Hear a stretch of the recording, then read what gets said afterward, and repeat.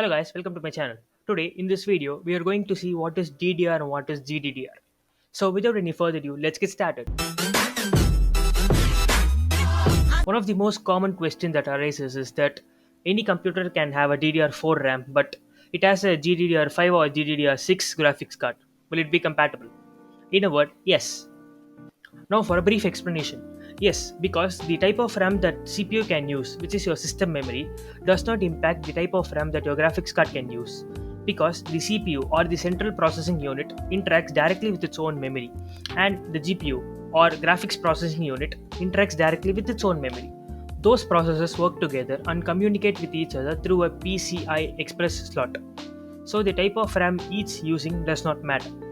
So another common question is this: why is video card memory so far ahead of system memory? GDDR5 has been available for a long time and now we are in GDDR6 for some graphics cards. But the system memory we use is still a DDR4 and DDR5 is still not available.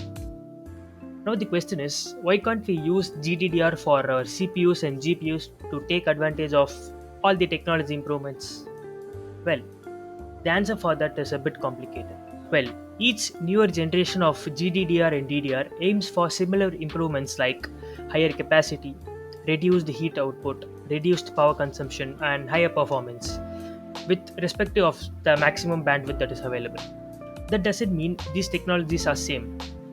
A common misconception is that there is a correlation between the generational number in GDDR and DDR, but actually they are independent of each other. GDDR2 is somewhat related to DDR2, but the newer GDDR5 and GDDR6 are closely related to GDDR4. So, if they are not different as they sound, and they are just variations of similar technology, why do we need two different types of memory? We need those because we want memory that is specialized for applications the way a typical person uses a computer. We don't actually need more bandwidth for system memory. It is much more important for everyday tasks to have very low latency to access your RAM, which enables high speed. Well, a graphics card is moving massive chunks of data in and out of the frame buffer, which is the RAM actually. Things like high resolution games, textures, or large datasets for computer simulation work. The average desktop is being bombarded with a multitude of much smaller transfers like an instant message in Discord or the virus scan that scans the files in the background.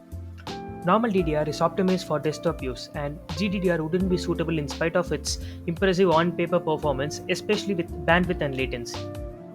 So, it ends the video of DDR and GDDR. Hope you guys liked it and leave a comment below for more stuff like this. And if you are new to this channel, a sub would be massively appreciated.